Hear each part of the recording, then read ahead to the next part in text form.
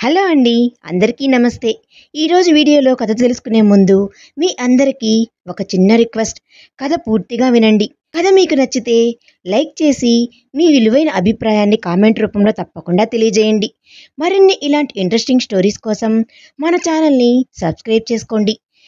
మరి లేట్ చేయకుండా మన కథలోకి వెళ్ళిపోదాం.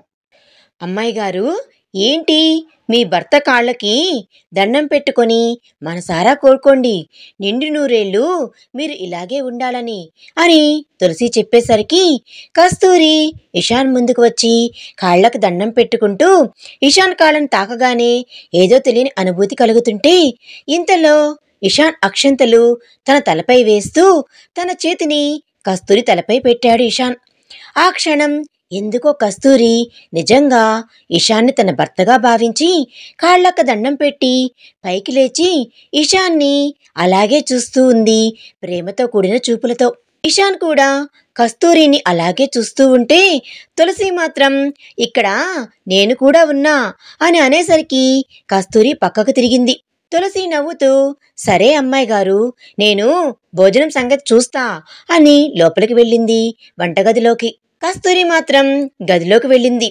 వెళ్ళి డోర్కి ఆనుకొని, ఎందుకు మనసు ఇలా చేస్తుంది, నేను అలా ఏంటి అసలు, జీవితంలో కడదాకా తోడురాని బంధం అని తెలిసి కూడా ఎందుకు ఆశపడుతున్నాను అనుకుంటూ, వద్దు ఇలా చేయొద్దు అనుకుంటూ మనసుకి సర్ది చెప్పుకుంటూ ఉండేలోపే టేబుల్ పైన పేపర్ ఇంకా గిఫ్ట్ ఉండటం చూసి, ఏంటి ఇది ఇంతకుముందు లేదు కదా అనుకుంటూ వెళ్ళి పేపర్ని చూసింది కస్తూరి. అందులో this is your gift, please open it అని ఉండటం చూసి, నా కోసమా, కానీ ఎవరు నాకు అని అనుకుంటూ గిఫ్ట్ ఓపెన్ చేసింది కస్తూరి. అందులో ఫోన్ ఉండటం చూసి, ఫోన్ ఎవరికి, బహుశా సార్ ఎవరికన్నా అని అనుకుంటూ మళ్ళీ ప్యాక్ క్లోజ్ చేసేలోపు ఫోన్ రింగ్ అవుతున్నట్టు రింగ్ టోన్ వినపడుతుంటే ఓపెన్ చేసి చూసింది కస్తూరి. ఎవరై ఉంటారు అని అనుకుంటూ భయంగా లిఫ్ట్ చేసి చెవి దగ్గర పెట్టుకుంది. అటువైపు నుండి, ఈ ఫోన్ నీకే, నీకోసం తీసుకువచ్చాను అని అన్నాడు ఇషాన్. ఇషాన్ మాటలు గుర్తుపట్టి కాల్ కట్ చేసి అక్కడే పెట్టి బయటికి వస్తుంది కస్తూరి. ఇవన్నీ విండో నుండి చూస్తూ ఫాస్ట్గా లోపలికి వచ్చి బయటికి వస్తున్న కస్తూరికి డాష్ ఇచ్చాడు ఇషాన్. అబ్బా, కాస్త చూసుకోండి అన్నది తల రుద్దుకుంటూ. కస్తూరి, ముందు ఇలా రా అని అనుకుంటూ కస్తూరిని లోపలికి తీసుకొని వెళ్ళి డోర్ లాక్ చేసి, గిఫ్ట్ అంటే తీసుకోవాలి, అక్కడ పెట్టరు ఎవరు అని అన్నాడు ఇషాన్. చూడండి, గిఫ్ట్ ఇచ్చేంత రిలేషన్ మన మధ్య లేదు అండ్ మీరు మర్చిపోతున్నట్లున్నారు. నేను ఇక్కడికి కేవలం ఒక అగ్రిమెంట్ కోసం అని అంటున్న కస్తూరిని చూస్తూ కోపంగా ముందుకు వెళ్ళాడు ఇషాన్. ఇషాన్ అలా వస్తుంటే కంగారుగా కస్తూరి వెనక్కి వెళ్తూ టేబుల్కి అడ్డం పడి గోడకు ఆనుకుంది. ఇషాన్ తన దగ్గరకు వచ్చి కస్తూరి వెళ్లకుండా చేతులు లాక్ చేసి, ఏంటి ఎప్పుడు అగ్రిమెంట్ ఇలా అలా అని అంటూనే ఉంటావా నువ్వు, దేవుడు ఇంత అందం ఇంకా మంచితనం ఇచ్చాడు, కానీ బుద్ధి ఇవ్వలేదు నీకు. చూడు, గిఫ్ట్ రిలేషన్ ఉంటేనే ఇస్తారు అండ్ నువ్వు తీసుకోవాలి కూడా అని అన్నాడు కళ్ళల్లోకి చూస్తూ ఇషాన్. ఇషాన్ అలా దగ్గరికి రావడం, అలా చెప్పడం చూస్తూ, తీయండి సార్, పక్కకి జరగండి అని అన్నది కస్తూరి కోపంగా. తీస్తాన్లే, ఇప్పుడు నువ్వు బయటకు వెళ్ళి ఏం చెయ్యాలంతగా అని అన్నాడు కోపంగా ఇషాన్. నీకు కోపం చాలా చాలా అందంగా ఉంటుంది, నువ్వు కోపంలో నాకు చాలా బాగా నచ్చుతావు అనుకుంటూ తన మెడలో పసుపు తాడు, నుదుటిన బొట్టు చూస్తూ, అమ్మాయిలు ఇలా ఉంటే ఇంకా అందంగా ఉంటారు కదా, అమ్మాయిలకు అసలైన అందం నుదుటిన బొట్టుతోనే వస్తుందేమో అనుకుంటూ బొట్టును చేతితో ఇషాన్ సరిచేస్తూ ఉంటే కస్తూరి ఇషాన్కి దూరం జరుగుతూ ముఖం తిప్పుతూ, చూడండి ఇవన్నీ పై నాటకాలు అని అంది కోపంగా. అవునా, మరి ఇందాక నా కళ్ళల్లోకి నువ్వు చూసిన చూపుకి అర్థం ఏంటి అని అన్నాడు సూటిగా కళ్ళల్లోకి చూస్తూ ఇషాన్.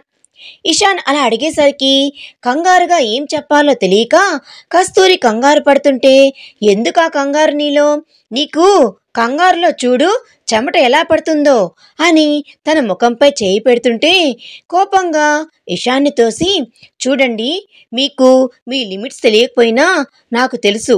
నాకు ఆస్తి, నా విలువలు ఇంకా హద్దులు. ప్రాణం పోయినా బాధపడను, కానీ నా హద్దులు దాటి ప్రవర్తించను నేను. మీరు కేవలం నాకు వర్క్ ఇంకా హెల్ప్ చేసిన వ్యక్తి మాత్రమే అనుకుంటూ బయటికి వెళ్ళింది కోపంగా. నాకు తెలుసు కస్తూరి, నీ గురించి, నీ ఆత్మాభిమానం గురించి. కానీ నీలో నా పట్ల ఏదో తెలియని అనుభూతిని చూశాను నేను. అది నాకు ఎందుకో చాలా హ్యాపీగా ఉంది అని అనుకుంటూ ఫోన్ని చూస్తూ, నువ్వు ఎలా గిఫ్ట్ని తీసుకోవో నేను చూస్తా అనుకుంటూ బయటికి వెళ్ళాడు ఇషాన్ నవ్వుతూ. ఇటువైపు శ్వేత మాత్రం కోపంగా, అది నన్ను ఎంతలా అవమానించింది, చెప్తా దాని పని అనుకుంటూ దాని జుట్టు గిరి కాబట్టి అతని వైపు నుండి, కానీ ఎలా, తనని ఎలా నేను నా గ్రిప్లో పెట్టుకోవాలి అనుకుంటూ ఆలోచిస్తూ ఉంది శ్వేత. ఇక్కడ మాత్రం కస్తూరి బయటికి వచ్చి వంటగదిలోకి వెళ్ళి తులసి ఏం చేస్తుందా అని చూస్తూ మాట్లాడుతూ ఉంటే ఇషాన్ క్రిందకి వచ్చి, ఇప్పుడు చూడు కస్తూరి అనుకుంటూ, తులసి టీ ఇస్తావా అని అన్నాడు గట్టిగా.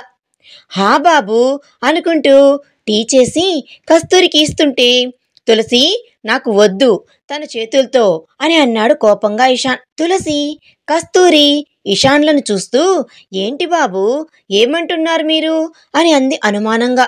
అవును తులసి, నాకు తన చేతితో కాఫీ వద్దు, నేను తనకి గిఫ్ట్ ఇస్తే వద్దు అంది, అందుకే నేను తన నుండి ఏమీ తీసుకోను అని అన్నాడు టీ తాగుతూ. ఏంటి, గిఫ్ట్ ఇచ్చారా?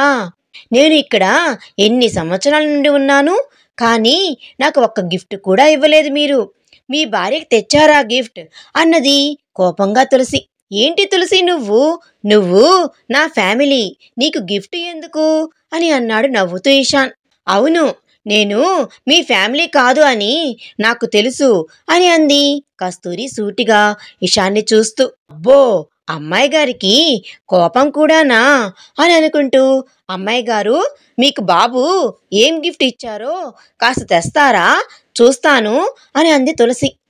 అయ్యో వద్దులే తులసి, తను తీసుకోదు, కాదు చూడను కూడా చూడదు అని అన్నాడు ఇషాన్ నవ్వుతూ. మీరు ఇచ్చాక కూడా తీసుకోకుండా ఉంటుందా, వెళ్ళండి అమ్మాయి గారు, తీసుకోండి అని అంది తులసి. కస్తూరి కోపంగా వెళ్ళింది. ఇషాన్ నవ్వుతూ ఉన్నాడు. సంతోషంగా టీ తాగుతూ కస్తూరిని గుర్తు తెచ్చుకుంటూ ఉన్నాడు. కస్తూరి మాత్రం, ఏంటి ఇతన్ని ఇలా నేను ఎలా తెలుసుకోవాలి అనుకుంటూ ఫోన్ తీసుకొని బయటికి వచ్చి తులసికి ఇచ్చింది. తులసి కూడా హ్యాపీగా ఫీల్ అవుతూ ఉంది. ఇషాన్ మాత్రం నవ్వుతూ కన్ను కొట్టాడు కస్తూరికి. కస్తూరి ఇషాన్ ప్రవర్తనను చూస్తూ ఎలా అర్థం చేసుకోవాలో తెలియక అలాగే నిల్చునుంది. ఇషాన్ రూంలోకి వెళ్ళాడు. కస్తూరి తులసికి చూపించి తనతో మాట్లాడి ఫోన్ తీసుకుని గది దగ్గరకు వెళ్తుంటే ఇషాన్ మాటలు వినిపించాయి. సైలెంట్గా అక్కడే నిలబడి వింటూ ఉంది ఇషాన్ మాటలను. అదేం లేదు డార్లింగ్, నా గురించి నీకు తెలుసు కదా, నేను ఏ పని చేసినా ఒక ప్లాన్ ప్రకారం చేస్తా అని. ఇది కూడా అందులో ఒక పార్ట్, లేకుంటే మనం వేసిన ప్లాన్ ఫ్లాప్ అవుతుంది. నీకు తెలుసుగా, ఇషాన్ ఎందులో ఓడిపోడు, అందుకే ఇలా ప్లాన్ చేశా. అయినా నేను ఏదన్నా అనుకుంటే సాధించేదాకా వదిలిపెట్టను అని అన్నాడు. ఫోన్లో ఆ మాటలు వింటున్న కస్తూరి బాధగా అనుకున్నా, ఏంటి సడన్ చేంజ్ అని, అనుకున్నట్లే జరిగిందిగా, ఇలా పక్క వాళ్ళ ఎమోషన్స్ని మీ స్వార్థానికి వాడుకోవడం, ఛీ, మీరు నా దృష్టిలో ఇంకా దిగజారిపోయారు అనుకుంటూ గదిలోకి వచ్చింది కస్తూరి. ఇషాన్ మాత్రం కస్తూరి గదిలోకి రావడంతో మళ్ళీ కాల్ చేస్తా అని ఫోన్ పెట్టి, ఏంటి గిఫ్ట్ నచ్చిందా అని అన్నాడు నవ్వుతూ ఇషాన్. ఇంతకు ముందు అన్న మాటలు వింటూ, చూడండి, గిఫ్ట్ ఇస్తేనో లేక ఇంకా ఏమైనా చేస్తేనో మారే క్యారెక్టర్ కాదు నాది. మీకు చెప్పినట్లుగానే మీ అమ్మ మీకు కావాల్సిన వాటిపైన సైన్ చేయగానే వెళ్ళిపోతా నేను, మిమ్మల్ని ఇబ్బంది పెట్టకుండా.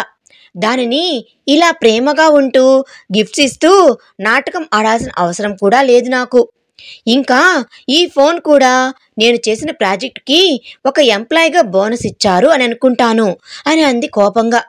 నువ్వు నన్ను అని ఇషాన్ ఆశ్చర్యంగా అంటుంటే, మిమ్మల్ని మీ గురించి ఇందాకే విన్నాను సార్. మీరు మాట్లాడుతుంటే పర్వాలేదు, మీ మాటల వల్ల నాకేం బాధగా లేదు. కానీ ఇంకా నా దగ్గర నటించకండి. నేను మీరు ఏం చెప్తే అది చేస్తాను అని కోపంగా బయటికి వెళ్ళిపోయింది కస్తూరి. వెళ్తున్న తనని చూస్తూ తను నన్ను అపార్థం చేసుకుంటుంది.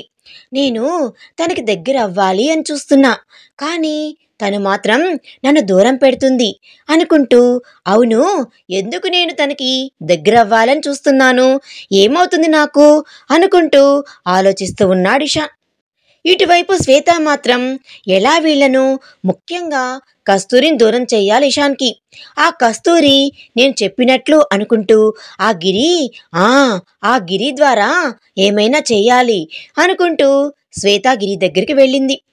ఇటువైపు కస్తూరి ఇషాన్ దగ్గర నుండి బయటకు వచ్చి, వీళ్ళకి ప్రేమలు అనుబంధాలు తెలియవు, కేవలం డబ్బు మాత్రమే కావాలి. నా రాత బాగోక ఇలా ఇరుక్కున్నాను వీళ్ళ మధ్యలో. అసలు మనిషి కాడు అతను, మారతాడు అనుకోవడం నా తప్పే అనుకుంటూ, ఏంటి నేను నిజంగానే ఇషాన్ సార్ని భర్త అని అనుకుంటున్నానా? ఆయన నా మెడలో తాళి కట్టినా అది కూడా డబ్బు కోసమే కదా, మరి నేను ఇలా అనుకోవడం ఏంటి అనుకుంటూ మెడలో ఉన్న తాళిని చూస్తూ, ఎన్ని కలలు కన్నానో అన్నీ వ్యర్థమైపోయాయి. కలలు కాదు, ఇప్పుడు జీవితం కూడా నాకు కాకుండా పోతుంది అనుకుంటూ ఉండిపోయింది కస్తూరి.